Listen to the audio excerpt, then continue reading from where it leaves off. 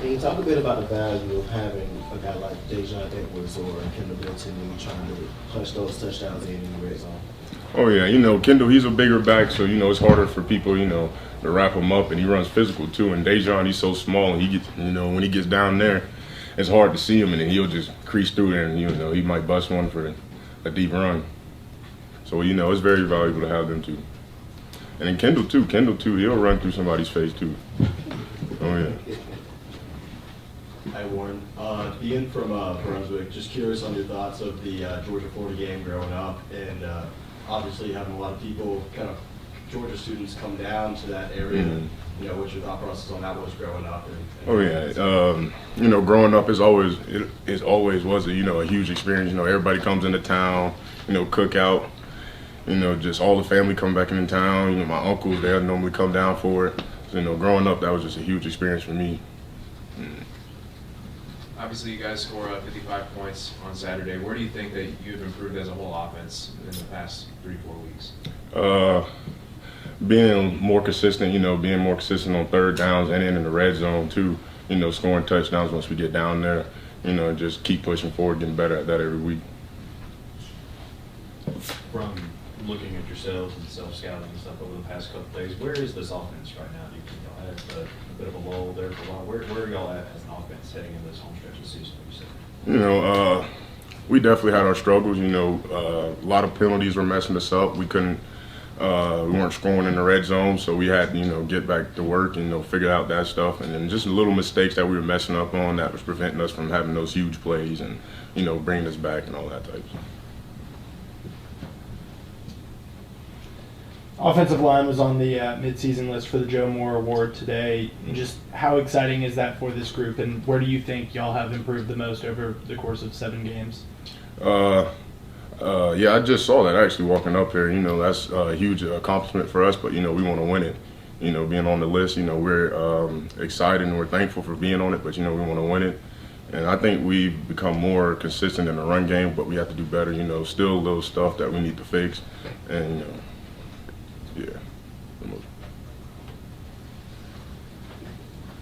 Okay. So can you talk about how much of a weapon it is to have two backs like Milton and McIntosh that have they obviously can do both in the run and the passing game, but having McIntosh in the passing game and having Milton as a good in the run game, how much of a weapon that is to have for Georgia offense? Oh yeah, it spreads the defense out too, because you may put Kenny out there, and that drags the linebacker out, and so now he's one-on-one with Kenny.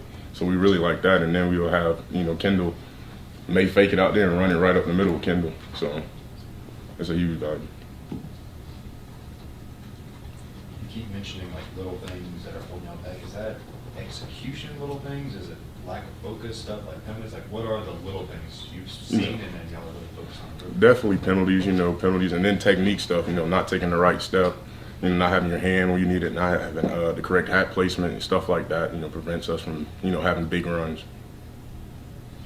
Nolan, we're going to hear from in a minute, from Savannah, makes big plays in this game last year. Can you tell if the Georgia-Florida game maybe means a little bit more to him, or he's maybe a little bit more amped up going into this game, given he's from that area and what he's done in the past for this team in that game? Oh yeah, last year he had a great game. I think he had a strip fumble, and then he didn't catch the pick, but he tipped it, right? The Trayvon. No, Trayvon picked it, and I think he tipped it. And Trayvon, and he picked it. Oh yeah, but Nolan, he plays like that every game. He's always amped up. He's always ready to play. As soon as we get in the locker room, he's talking, he's making sure everybody's locked in, and we're all ready to go. Warren, as an offensive lineman, how valuable is a bye week as far as just wear and tear and trying to get through an entire SEC slate as an offensive lineman? Oh yeah, it's definitely.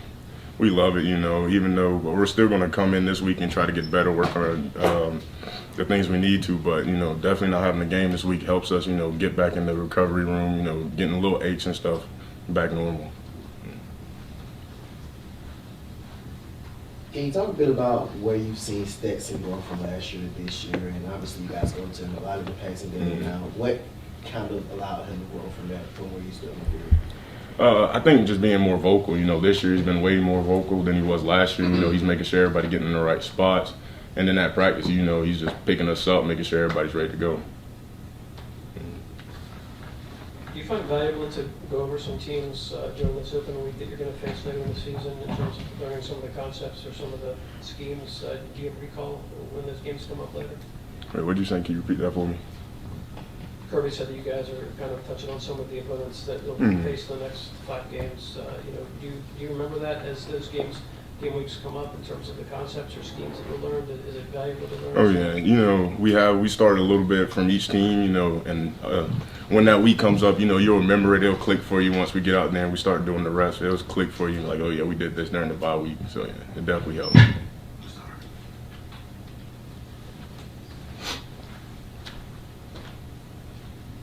This is kind of me just being curious from a football standpoint. So obviously a blocking scheme is different from what the skilled players are doing, but how valuable is it as an offensive lineman to also know the action of the skilled players with every play? That way you know that my purpose for doing this scheme is to get this guy in this hole or something like that. How valuable is it to just know what the other players are doing, not just the offensive line?